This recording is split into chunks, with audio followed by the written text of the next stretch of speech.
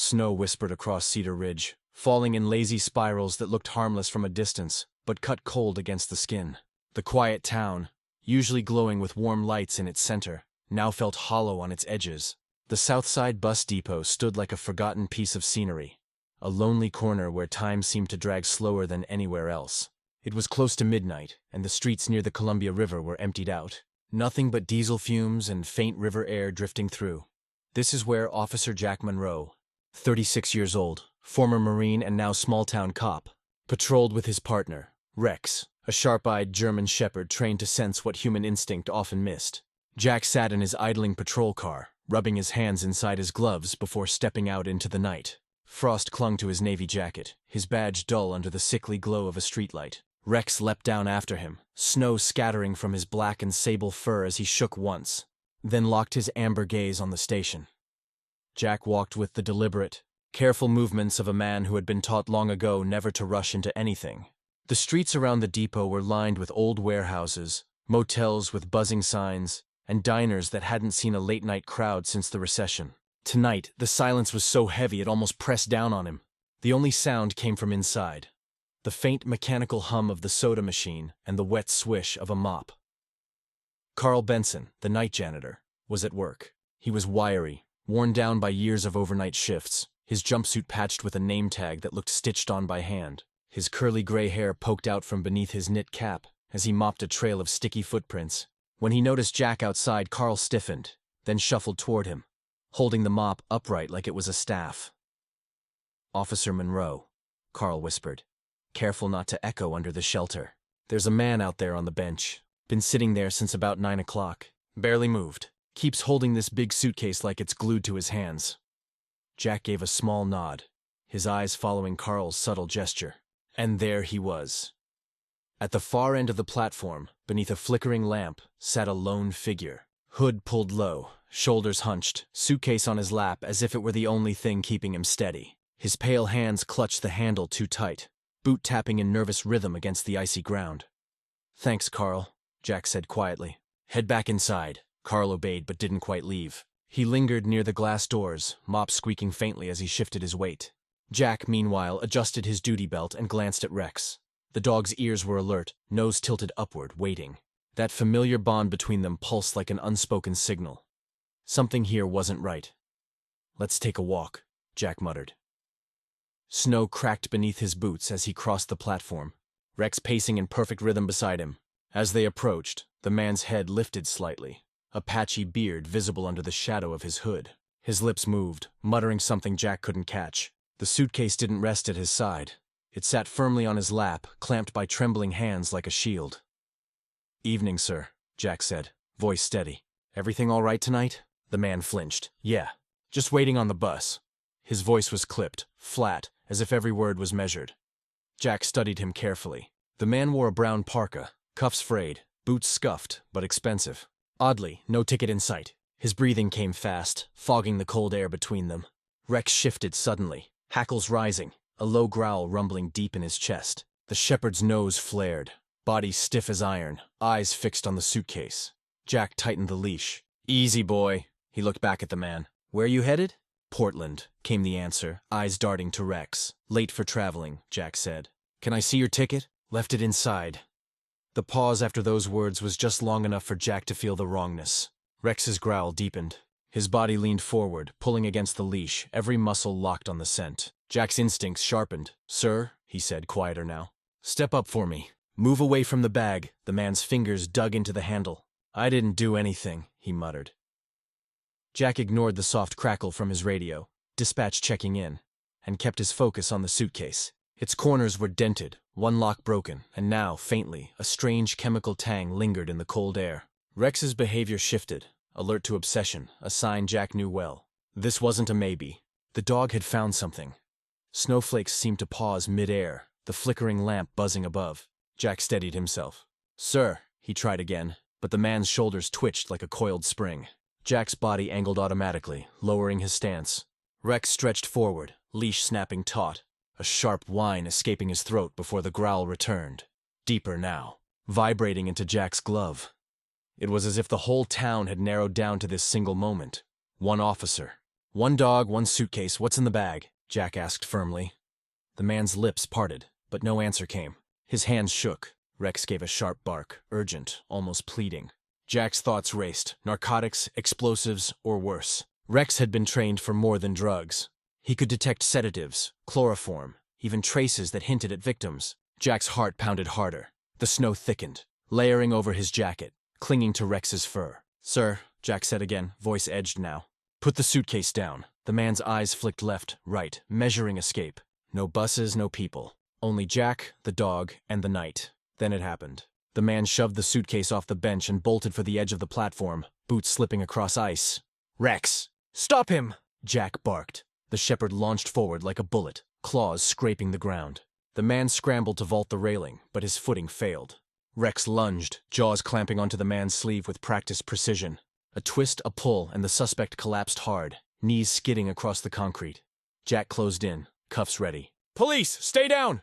The man fought back, fumbling inside his parka. For a split second, Jack saw the glint of a blade. But Rex jerked sideways, forcing the man's arm out before the knife could clear. "Good boy," Jack muttered, slamming his knee onto the man's wrist until the blade clattered onto the icy ground. He kicked it away, clamped the cuffs over both hands, and dragged the suspect up with a heavy breath. Behind the depot glass, Carl Benson stood frozen, mop upright, watching with wide eyes. Jack tightened his grip on the cuffs. "Let's go back to the bench," he muttered. "You're done running tonight." Rex stood close, ears high, nose darting from the suspect to the suitcase lying in the snow. The dog's tail stayed stiff, but this growl faded now to a rumble of vigilance. Jack retrieved the folding knife, a cheap blade with black rubber grip, slid it into an evidence bag from his belt, then guided the man back to the bench and sat him down, cuffs biting into the Parker sleeves. The man's name tag still read Mark Stevens, but up close it was clear it was a lamination of 2 different IDs, poorly spliced. His hood had fallen back during the scuffle, revealing a patchy beard and a small scar under his left eye. "Who are you really?" Jack asked, but the man only stared at his boots. Jack crouched beside the suitcase. The lock had cracked in the fall. He put on gloves, flicked the clasps, and opened it. A bitter chemical smell wafted up even through the winter air. Inside were 2 brown bottles labeled with veterinary tranquilizer brands, half a dozen candy bars and colorful wrappers, a coil of nylon rope, and at the very bottom, a folded sheet of paper. Jack pulled the paper free, flattening it against his thigh. It was a photocopied map with circles drawn around bus depots across Oregon and Idaho. Thin arrows connected the circles to handwritten notations. Rest, stop, drop zone, pickup. It was a logistical chart, not a tourist plan. Jack's stomach went cold. Behind him, Rex winded low, tail flicking once. The dog's eyes darted from the suspect to the map, nostrils twitching. Jack looked up at Carl, who had ventured a few steps outside. "Mop forgotten. Call this in." "I need backup and transport now," Jack said. Carl fumbled his flip phone from his pocket and disappeared inside to dial dispatch. Jack snapped photos of the contents with his phone, bagging the bottles and rope separately. Snow continued to drift into the open suitcase, mottling the candy wrappers. The suspect hunched on the bench, lips pressed tight, eyes darting at the map like it might vanish. Rex stood between Jack and the man, posture firm. The German shepherd gave a single bark when the man twitched as if to lunge. Jack straightened, hand on his holster, but the man subsided. "Don't even think about it," Jack muttered. The bus depot door opened again and Deputy Sarah Collins, a newcomer to the Cedar Ridge night shift, jogged across the platform. Sarah was 28, tall and wiry, wearing the standardist Sioux Navy patrol jacket zipped to the chin. A former college track athlete turned police academy graduate. She'd been assigned to Jack for training in rural protocols. Her cheeks were flushed from the cold and from the run. "Got your call," she said, pulling on her gloves. "Transport units 2 minutes out. Good. Help me bag this, Jack," gestured to the suitcase contents. Sarah crouched, her gloved hand steady. "That's a lot of rope," she murmured. Her eyes flicked to the bottles. "And sedatives?" "An animal grade." Jack showed her the labels. "This isn't a random drifter. He's running a route." He handed her the photocopied map. Sarah's eyes widened. "These are all bus stops." "Exactly." Rex gave another short bark. Jack turned in time to see the suspect lean forward slightly. "Sit back," Jack snapped. Thaman obeyed, staring at Rex as if calculating whether the dog would lunge again. A siren wailed faintly in the distance. Snow stuck to the man's beard, melting into rivulets down his collar. Sarah zipped the evidence bags shut and stood. "Got everything enough to get a warrant for his phone records and anything else he's hiding," Jack said. He shot a glance at the suspect. You're gonna tell us a lot more back at the station. The transport van pulled up, tires crunching over ice. Two uniformed officers stepped out. Officer Miguel Torres, mid-40s, a veteran of the department with weathered brown skin and salt and pepper hair, and Officer Lena Davis, 31, a second-generation Cedar Ridge local with dark blonde hair tucked under a knit cap. Both wore heavy patrol coats and carried standard duty gear. Torres nodded at Jack. "He give you trouble?" "Nothing Rex couldn't handle," Jack said, gesturing to the dog. Rex stood tall, tail flicking once at the sound of his name. They guided the suspect into the transport van. Torres frisked him once more while Lena documented the scene with a small body cam. Snow swirled around them like ash. Jack shut the suitcase, taped it, and handed it to Sarah. "Chain of custody starts here. Get it to the station as soon as possible." She nodded, cradling it like a dangerous relic. Jack knelt by Rex and scratched lightly behind the dog's ear. "You saved me a stab wound tonight," he murmured. Rex's amber eyes stayed fixed on the retreating van. As the transport drove off, the bus depot returned to its lonely hum. Carl peeked out again, mouthing, "Thank you," through the glass.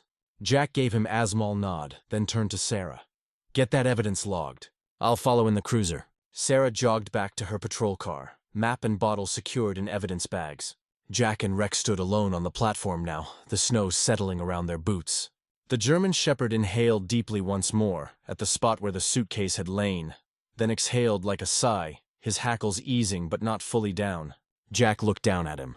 "We're on to something big, buddy," he said quietly. "I can feel it." Rex flicked his tail once, but kept his gaze on the empty street as though he knew this was only the beginning. Above them, the bus depot sign buzzed faintly, and the snow fell thicker, covering footprints and paw prints alike, until the platform looked untouched, as if nothing had happened there at all. The Cedar Ridge Police Department stood on Main Street like a sturdy relic of another era, its brick facade dusted with snow, windows glowing with fluorescent light against the winter dark. Inside, the hum of heaters mixed with the distant ringing of phones and the shuffle of boots across linoleum floors. The night was quiet for most of the town, but not here. Jack Monroe pushed the suspect through the double doors, cuffs biting into the man's wrists. Rex trotting close on his other side. The dog's breath fogged the air as if he too was aware of the tension hanging over the station. The man was seated in interrogation room 2, a box-like space with white walls, a single camera in the corner and the metallic tang of old coffee lingering in the air. He slumped into the chair, eyes down, refusing to look at Jack. "Name?" Jack asked. The man muttered. "Mark Stevens," repeating the fake ID from earlier. Jack leaned on the table, voice even. "That name won't get you very far. Try again." The man stayed silent, jaw tight, breathing shallow. Jack left him under watch and carried the evidence bags to the processing room. Rex padded close, tail stiff. The suitcase and its contents had been logged, each item sealed and labeled. Jack carefully packed a vial of the veterinary tranquilizer and samples from the candy into a courier case for shipment to the state laboratory. The officer at the evidence desk, Sergeant Daniel Moore, a tall man in his early 50s with thinning blonde hair and a weathered rancher's build, checked the forms. Moore had worked for the department longer than anyone else, known for his meticulous nature and quiet humor. "I'll see this gets to Salem by morning," Moore said, sealing the courier case. Jack nodded. "Thanks, Dan. Well, need results quick." Rex refused to sit still. The dog circled the table, nose pressed against the suitcase, then moved to the parka hanging on the evidence hook. He sniffed with a sharp huff, then pawed at one pocket insistently. Jack frowned, pulling on gloves. He reached inside and found a folded scrap of paper wedged deep in the lining. Scrolled in smudged pencil were the words "Coip." Jack stared at it. The phrase was odd, as if translated poorly, but clear enough. A warehouse basement, a riverside industrial zone. His gut clenched. This was bigger than one man on a bench. "Good boy," Jack murmured, scratching Rex's ear. The dog sat, eyes fixed on the parka, as though daring it to yield another secret. At the same time, Officer Emily Hart entered the evidence room carrying a laptop and wearing her winter patrol uniform under an unzipped gray sweater. Emily, 32, had joined Cedar Ridge PD after serving in Portland's cybercrime unit. She was sharp-eyed, brunette hair tied back, and carried herself with the confidence of someone who had fought to prove herself in a male-dominated field. "Jack, you'll want to see this," she said, holding up a small burner phone she just pulled from the park's inner lining. It was hidden behind the tag seam. Jack raised his brows. "You sure?" Emily nodded, plugging it into a forensic cable. "The battery's nearly dead, but I managed to get into the message cache. They're not ordinary texts. They're encoded with simple substitution, but the content isn't random. Look." She turned the screen toward him, revealing lines of short messages. "Drop confirmed. Tumau, transit ready. 15 units. Next stop, Jack felt his pulse rise. 15 units. That doesn't sound like cargo. Emily's jaw tightened. It sounds like people. Rex barked once, sharp, startling both officers. The German shepherd returned to sniffing the suitcase again, then lay down beside it, chin resting on his paws, eyes never leaving it. It was as if the dog knew the investigation wasn't finished, that the suitcase held more weight than just tranquilizers and rope. Jack thanked Emily and carried the phone to Sergeant Moore for formal cataloging. Then he returned to the interrogation room where the suspect sat with his arms folded, eyes blank. Jack slid the burner phone across the table. "You forgot something," he said. The man's jaw twitched, his gaze flickering for the first time toward the device. Jack leaned closer. "Where's the warehouse? What's at the riverside?" Silence. The man's lips pressed tighter. Jack slammed his hand on the table. "You've already lost. You're just a courier. But if you don't start talking, you'll go down for everything. Every child, every mile, every drop." The suspect finally muttered. "I don't know what you're talking about." Jack's eyes narrowed. "Then we'll let your phone do the talking." He stood, pulling the door shut behind him, leaving the man alone with his reflection in the one-way glass. Back in the bullpen, Emily tapped furiously on her laptop, decoding more fragments from the burner. Jack hovered beside her, Rex sitting patiently at his feet. "These times line up with bus schedules," Emily said. "Whoever he works for is moving cargo kids on buses, probably hidden in luggage compartments, then transferring them at warehouses." Jack felt the weight of it press into his chest. 15 children. A riverside warehouse, a trail that started with a single growl in the snow, and was now stretching into something far darker. The night grew heavier outside the station, snow still falling. Inside, the hum of fluorescent lights and the steady breathing of Rex at his side kept Jack grounded. He scratched the dog's neck again. "We're not done yet, boy. Not by a long shot." And as Rex's ears pricked at the sound of the suspect shifting restlessly in the interrogation room, Jack knew the dog wouldn't leave that suitcase or parka until every secret had been pulled from it. The night pressed down heavy as Jack Monroe guided his cruiser along the back roads leading toward the Columbia River's industrial edge. The windshield wipers scraped at the falling snow, clearing patches that revealed dim street lamps and long stretches of shuttered warehouses. Beside him sat Emily Hart, laptop balanced on her knees, her face lit by the glow of the screen. She had ditched the station sweater for a thicker parka hood, down hair tucked into a messy braid. "If this note is right," she said, tapping the screen where she had pinned locations from the burner phone's messages, "the Riverside Industrial Zone is our best shot. And if it's the old freezer plant," her words trailed off. Jack kept his eyes on the road, hands steady on the wheel. "That building's been abandoned 15 years. Last I heard, county wanted to demolish it, but never found the funds." Emily leaned back, sighing. "That makes it perfect. No prying eyes, plenty of storage, and close enough to transport roots without attracting attention." In the back seat, Rex shifted, his harness clinking softly. He had been restless since leaving the station, ears twitching at every passing shadow, body tense as if he knew where they were headed. Jack glanced in the mirror. He's wound tight tonight. Smells trouble already. The cruiser rolled off the main road and onto a cracked asphalt lane lined with chain-link fences. Beyond, skeletal remains of the industrial park stretched against the snowy night silos. Rusted loading docks, and the looming bulk of the old Columbia freezer plant, its faded logo still visible under streaks of grime. Jack parked with lights off. The air smelled faintly of river water and rust. Snow muffled every sound except the crunch of their boots as they stepped out. Emily slung her laptop bag across her shoulder, the strap digging into her parka. "I'll check if any cameras nearby are still operational." They didn't have to go far. A corner convenience store wedged between warehouses still glowed with fluorescent light. Inside, a stocky man in his 60s stood behind the counter wiping down a coffee machine. His name tag read Al Jenkins, a lifelong Cedar Ridge resident with a thick mustache and the heavy jacket of someone used to night shifts in freezing weather. "Officers," he greeted with surprise as the bell above the door jingled. "Bit late for shopping, isn't it?" Jack flashed his badge. "We're investigating activity at the freezer plant. Do your cameras face that direction?" Al frowned. "Sometimes we catch the parking lot. You think someone's been using that place?" He shuffled to the back, pulling up footage on an ancient monitor system. Grainy black and white clips flickered, showing the street outside over several nights. "There," Emily pointed. A refrigerated semi, large and pale, appeared regularly just after midnight, pulling into Thelot across from the plant. Its headlights cut briefly across the camera before disappearing out of frame. Al whistled low. "That's not delivery. No one's delivered anything here in years." Jack thanked him, promising to follow up and return to the car with Emily. She tightened her gloves. "We've got a pattern. Same truck, same time, at least 3 nights last week. Snow swirled harder now, biting at exposed skin. Jack gestured toward the looming freezer plant. Let's see what they're hiding. Rex leapt down from the cruiser, tail rigid, nose immediately to the ground. He sniffed the air in sharp bursts, moving toward the plant with determined steps. His paws left crisp prints in the snow as he zigzagged across the lot, tugging them closer to the warehouse's main door. Jack pulled his flashlight beam, slicing through the dark. The loading dock loomed, doors dented, padlocks rusted. Rex winded low, circling the largest bay door, then stopped suddenly, head turning toward a side entrance. He sniffed along the seam of the metal door, chest rumbling, then barked once. Emily moved closer, her breath forming clouds. He's keyed onto something. Jack crouched, examining the ground. Fresh tire tracks, broad, heavy, with the ribbed pattern of a semi cut into the snow. They led directly to the loading dock. He touched the grooves with his glove. Recent could be. Last night, Rex scratched at the base of the side entrance, nostrils flaring, then froze. His ears went back, his body stiff. He turned his head toward Jack and gave a low, insistent bark. Jack understood the signal. The dog wasn't just picking up chemicals. He smelled people. Emily stepped back, her eyes wide. You think kids? Jack straightened, jaw tight. Or traces of them, sedatives, human scent, maybe both.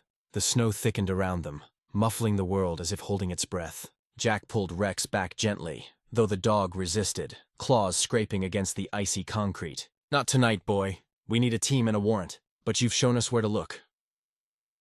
Emily snapped several photos of the tracks in the door with her phone, then typed notes quickly. Between the map, the burner phone, and this, we can convince the captain.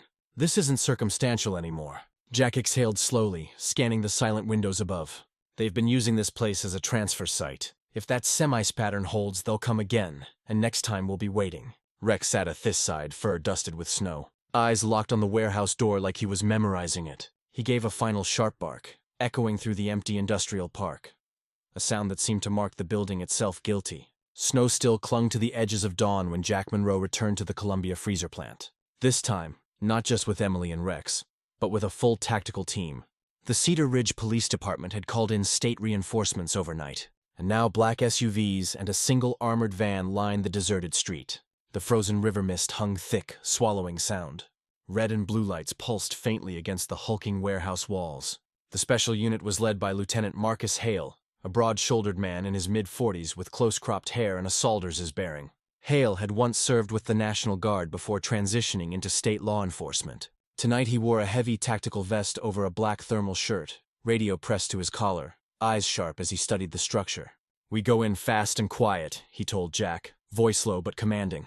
Your K9 leads. We'll follow his nose. Jack nodded, resting a gloved hand on Rex's neck. The German shepherd stood taut, hackles slightly raised, eager for command. Emily Hart checked her sidearm beside them, her parka exchanged for tactical black gear, expression grim but steady. The team stacked along the warehouse wall, snow crunching softly under boots. Rex sniffed the frozen air, pulling toward the side door he had marked the night before. Jack whispered, "Track." The dog lowered his head, nose pressed along the seam, then barked once. Hale signaled and the breaching unit swung the ram. The metal door screeched, hinges giving way, and the team surged inside. The smell hit first damp concrete, rust, and something sourer, a mixture of sedatives and human presence. Flashlights cut through the gloom, revealing bare walls and rusted machinery. Rex patted ahead, nails scraping faintly, leading them toward a stairwell that spiraled down. His tail went rigid, body crouched. He barked sharply, the sound ricocheting through the cavernous space. Jack followed closely, heart pounding. At the base of the stairwell, a locked steel door barred their way. Hale's men breached it with a hydraulic spreader. The door clanged open, revealing a dim corridor lined with narrow rooms. From inside came muffled whimpers. "Move," Hale ordered. The team spread out, clearing each room one by one. Behind the first door, a small girl, maybe 5 years old, sat huddled under a thin blanket. She blinked into the flashlight beams, terrified but silent. Another room held, 2 brothers clutching each other, faces pale, eyes wide with hunger. Each door revealed another child, thin, frightened, and too quiet for their age. In all, some too weak to stand, others trembling as officers coaxed them out. Jack knelt by a boy of about 6 with sandy hair and a dirt-streaked face. The child's clothes were torn, his sneakers worn thin. His eyes flicked from the officers to Rex. Slowly, he raked out a trembling hand. Rex sniffed gently, then nudged the boy's palm with his nose. The boy's grip tightened, and he didn't let go. "It's okay," Jack murmured. "You're safe now." The boy whispered hoarsely. He told us not to scream. The man with the broken tooth. He was the boss. Jack exchanged a glance with Emily, the weight of the words pressing hard.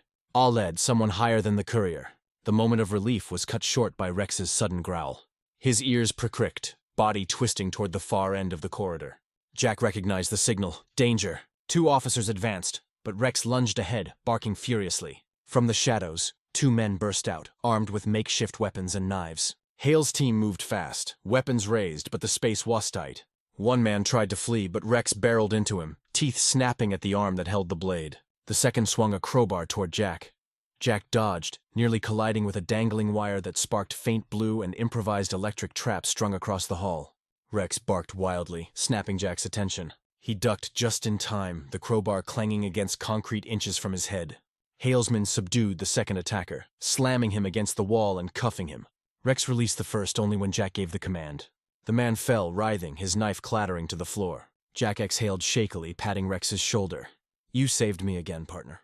The children were guided carefully up the stairs, blankets thrown over their shoulders by medics waiting above. The boy, who had clung to Rex, refused to let go, walking beside the dog as though he were the only safe thing in the world. Outside, the snowy street filled with activity. Emergency vans idled, heaters blasting warm air inside as children were lifted in. Officers murmured reassurance, offering juice boxes and water. The boy finally whispered his name to Jack Caleb. He glanced at Rex and added, "He's my hero." Jack placed a hand on the boy's shoulder, heart tightening. "He's mine too." The raid was over. 15 children were alive, shaken but safe. 2 guards had been captured. The freezer plant stood silent again, its secrets dragged into the light. But the words, "the man with the broken tooth," echoed in Jack's mind. A reminder that this was only one step in a larger, darker puzzle. Snow still blanketed Cedar Ridge the morning after the rescue. The town waking to news of 15 children pulled from a nightmare. But inside the station, Jack Monroe knew the fight was far from over. He sat in the briefing room, the burner phone laid open on the table. Lines of decoded text scrolled across the screen, courtesy of Emily Hart. Rex rested at his side, head on his paws, though his ears twitched every time Jack shifted. Emily sat across from him, coffee steaming in a paper cup, her eyes sharp despite the lack of sleep. "Look here," she said, enlarging one message. "Transit complete. Await instructions from DK." She tapped the initials. "This isn't the courier's plan. He's taking orders." Jack rubbed his jaw, storm gray eyes narrowing.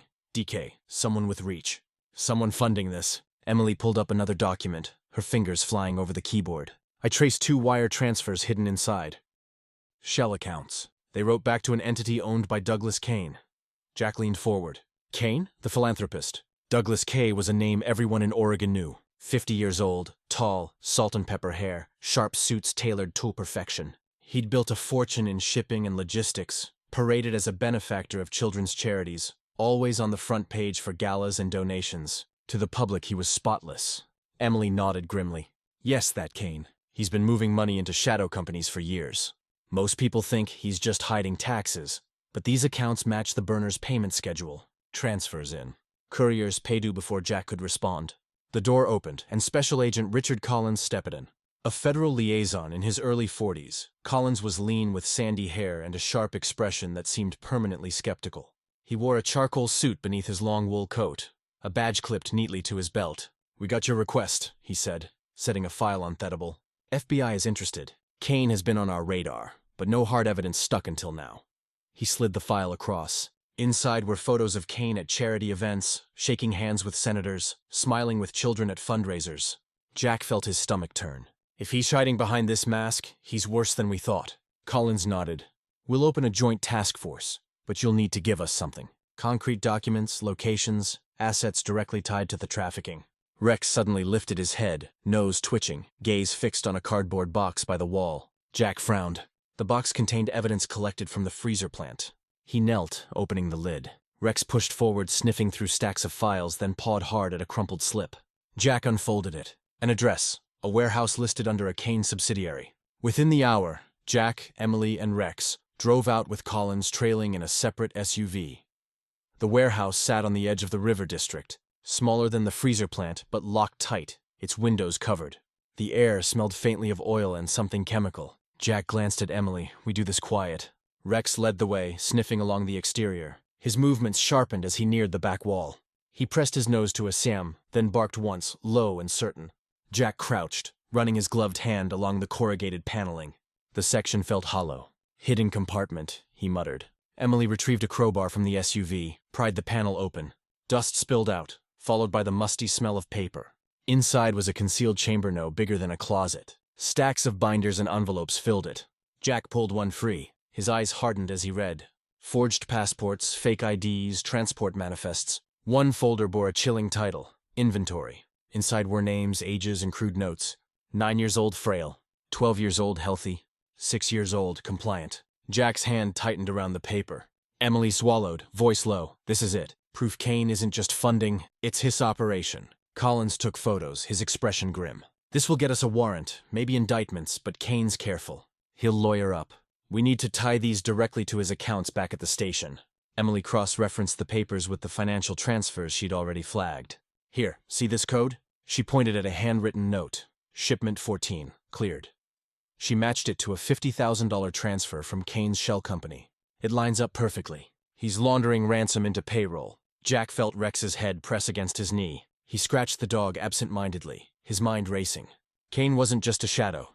He was the spider at the center of the web. The sun had begun to sink when Collins gathered the evidence into sealed bags.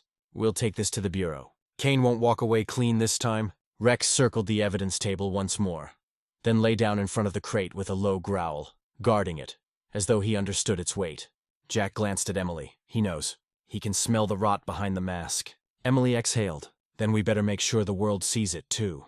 The day ended with snow still falling outside the station windows, but inside they had pierced the illusion.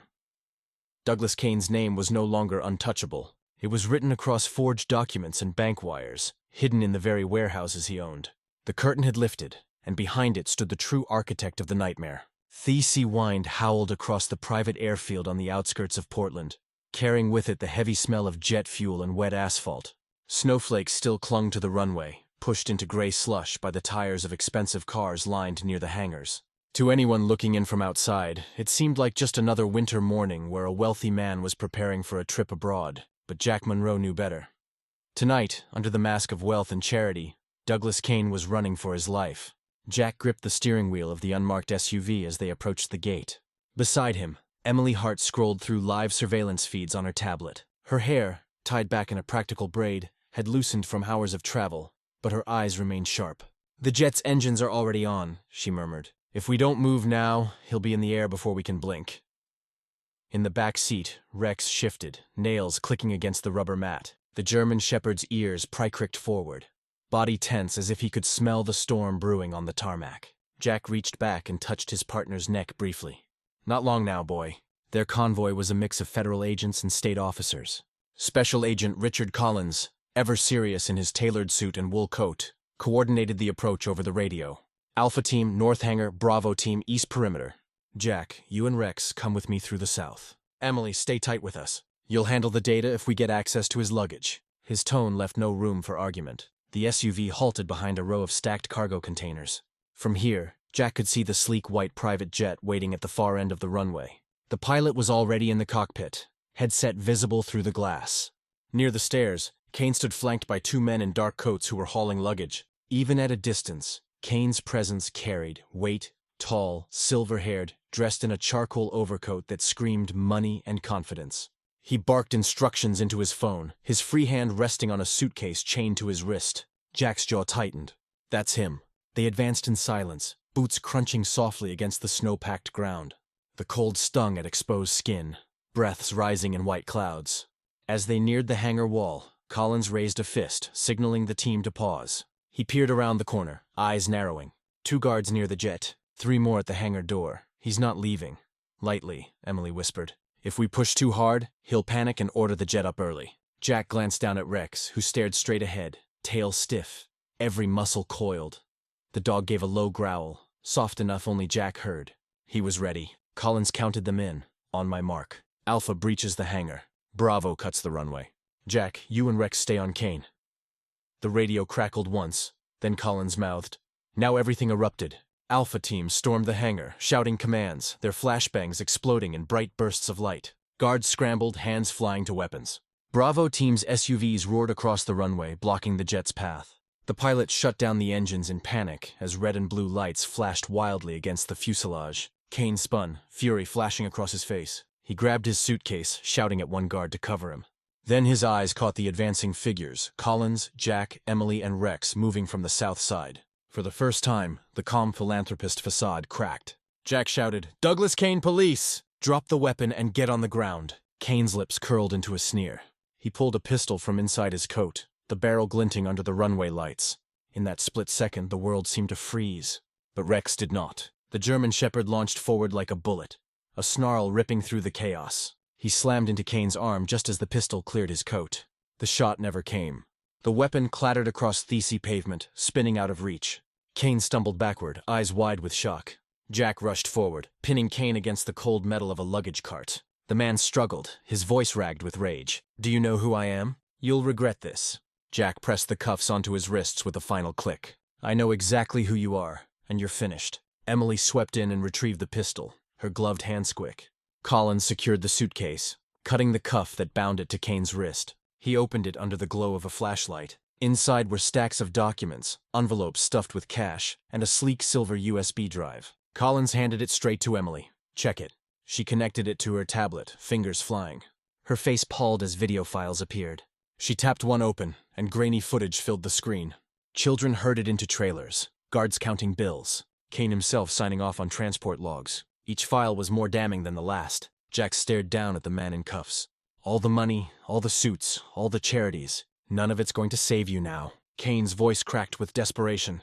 "You don't know the half of it." "You think this ends with me?" Jack tightened his grip on the cuffs. "It ends with every child you tried to bury around them." The airfield buzzed with activity. Agents moved in to secure the guards. The pilot sat trembling under federal custody, and the jet's door was sealed shut. But amid the noise, Rex sat proudly at Jack's side, tongue slightly, eyes fixed on the subdued figure of Kane as if daring him to try again. Collins pocketed the USB, his face grim but satisfied. "This is the nail in the coffin. With these recordings, no lawyer on earth can spin his way out. He's done." Jack crouched, giving Rex a firm pat. "You did it, partner. You stopped him before anyone got hurt." Rex's ears flicked, his chest rising and falling with steady breaths. For all the chaos of the night, the dog's loyalty was unwavering. He had seen through Kane's mask the same way he had sniffed through false trails before. Tonight, justice had teeth and fur. As Kane was escorted into a waiting SUV, floodlights illuminated the snowy runway, turning the scene into a stage where his empire of shadows finally collapsed under the weight of truth. Jack stood quietly for a moment, the icy wind cutting against his face, Rex leaning into his side. He knew there were still questions, still names hidden in ledgers and shadows. But tonight, at least, one kingpin was no longer free to harm another child, and that was enough. The storm that had shadowed Cedar Ridge for so many nights finally lifted.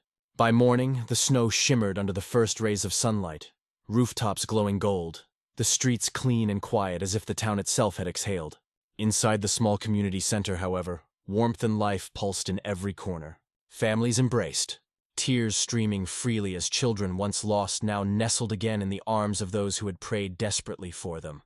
Others who had no families to claim them were gently ushered by social workers into new beginnings, safe homes and caring guardians prepared to protect them. Jack Monroe stood near the entrance, his Navy sheriff's jacket pressed for the first time in weeks, storm-gray eyes softening as he watched reunion after reunion unfold. Beside him sat Rex, fur brushed until it gleamed, a black and tan figure of loyalty and strength. Children approached the dog timidly, then found courage to stroke his head, their faces lighting as his tail wagged. Emily Hart lingered nearby, her dark hair loose over her shoulders for once, no longer bound by the braid she wore on duty. She wore a simple blue sweater under her jacket, the weariness of the past weeks fading as she smiled at the families. "You know," she murmured to Jack, "this is the first time I've seen Cedar Ridge breathe easy since the case began." Jack nodded slowly. "We needed this." His hand brushed Rex's collar. "He needed this." The room hushed as Mayor Henry Walker, a broad man in his 60s with white hair and a plaid suit that seemed a little too snug, stepped up to the podium.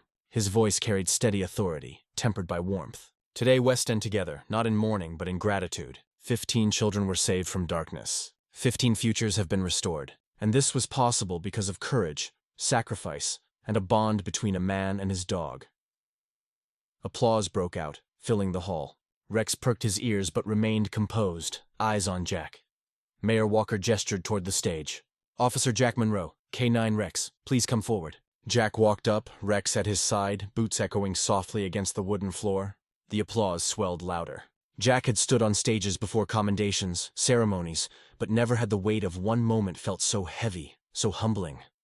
The mayor raised a small velvet box. Inside gleamed a medal etched with the emblem of Cedar Ridge. "For valor beyond duty, we present Officer Monroe with the Sheriff's Star of Honor." Jack accepted it quietly, his thoughts drifting not to medals, but to the frozen nights. The frightened faces of children and Rex's bark in the dark when it mattered most. Then the mayor bent down, smiling as he opened another box. This one held a golden medallion engraved with the words, K9 Valor Award. He clipped it gently to Rex's vest. The German Shepherd blinked, ears twitching, then sat taller as if he understood. The crowd erupted, whistles and cheers echoing through the hall. But the moment that stilled every heart came next. From the side of the stage, a boy in a clean sweater, his sandy hair neatly combed, stepped forward. Caleb, the 6-year-old who had clung to Rex's paw in the darkness of the warehouse, held a small note card, his hands trembling. A social worker guided him to the microphone. His voice was shaky at first, but it grew with every word. "My name is Caleb," he said, eyes darting toward Rex, "and I was very scared. But when Rex came, I wasn't scared anymore. He was like a guardian angel." Caleb paused, smiling shilly. "Thank you, Officer Jack. Thank you, Rex. You saved us." The hall fell silent for a heartbeat. Then applause thundered louder than before, people rising to their feet. Tears shone in Emily's eyes. Even Collins, standing stiff at the back in his federal suit, allowed himself a rare smile. Jack bent down to Rex, whispering, "Guardian Angel, huh? Looks like you've got a new title, partner." Rex responded with a low bark, tail thumping against the stage. The ceremony ended with music from the town's high school band and children dancing between rows of folding chairs. Outside, the sun climbed higher, scattering light across the Columbia River. Jack and Rex stepped into the cold, the sound of laughter trailing behind them. For the first time in a long time, the world felt lighter. Jack knelt, scratching Rex under the chin. "We did it, buddy. You gave them hope. And maybe that's the real victory." Rex pressed his head against Jack's chest, eyes half closed as if he agreed. The dawn had broken, and with it came more than light. It brought healing, trust restored, and the promise that darkness, no matter how deep, could always be driven back by courage and loyalty. Cedar Ridge would remember this day not just as an end, but as a beginning. Sometimes miracles do not come with thunder or lightning. Sometimes they arrive quietly through the bark of a loyal dog or the steady courage of a man who refuses to give up. Just as Rex became a guardian angel for those children, we are reminded that God often works through the most ordinary of lives to bring extraordinary hope. In our own days, we may not be called to rescue the lost from warehouses, but we are called to kindness, to courage, and to never turning away when someone is in need. Every small act of love can be the beginning of a miracle. If this story touched your heart, I invite you to share it with others. Leave a comment below and tell us what you believe about miracles in your own life. And if you feel the power of this story, write amen in the comments so we know you are standing with us in faith. Do not forget to subscribe to the channel for more stories of courage, hope, and second chances. May God bless you and your family, and may His protection be with you always.